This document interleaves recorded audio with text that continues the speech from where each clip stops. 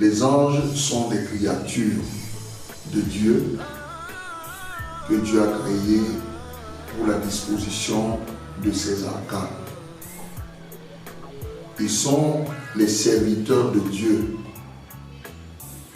Pour lui, Dieu, accomplir ses désirs, ses desseins et sa volonté. Sur le premier plan, les anges de Dieu louent l'Éternel Dieu dans sa demeure. Ils le louent partout dans le monde où ils passent. Et ils transmettent cette louange à tous les êtres qui sont disponibles à louer l'Éternel Dieu, Jésus-Christ. Quand nous évoluons dans la vie de tous les jours, Dieu a mis à notre disposition son Saint-Esprit. Allons à l'école du Saint-Esprit pour apprendre et nous allons obtenir la connaissance. Pour connaître Dieu, il faut, comme le Seigneur Jésus-Christ l'a bien dit, j'enverrai, le Père enverra par moi le Saint-Esprit qui va vous conduire dans toute la vérité. La connaissance des anges est importante beaucoup dans les ministères. Pourquoi ils sont là? Les serviteurs de Dieu, pour faire quoi? Et maintenant, ces anges, quand ils sont envoyés pour résoudre certains problèmes que nous, les humains, enfants de Dieu, nous avons, nous devons les connaître, comprendre leur langage, comprendre la méthode, comprendre le principe quand ils arrivent, savoir les recevoir, savoir se tenir, savoir se comporter. Quand ces êtres ne sont pas là, nous sommes comme un peu abandonnés à nous-mêmes.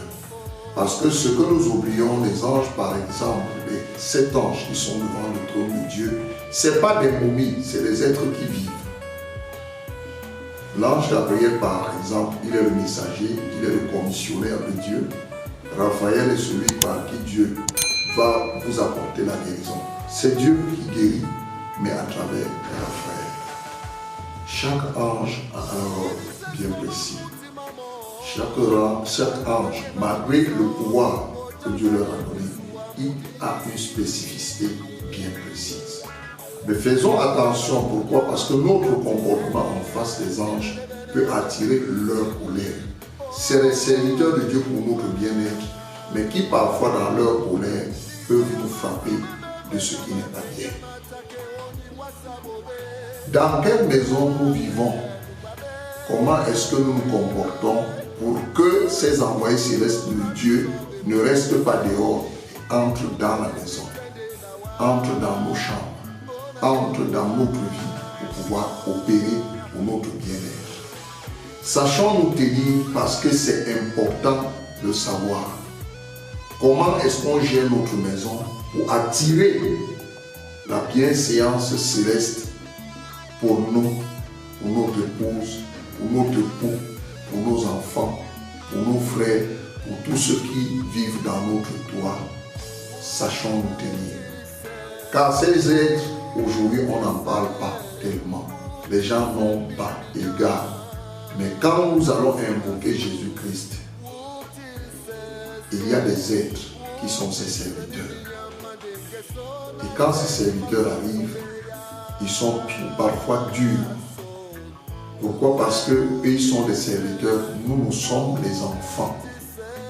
Et ils s'étonnent comment les enfants à qui le maître a donné une certaine place, ces enfants sont rebelles envers leur père.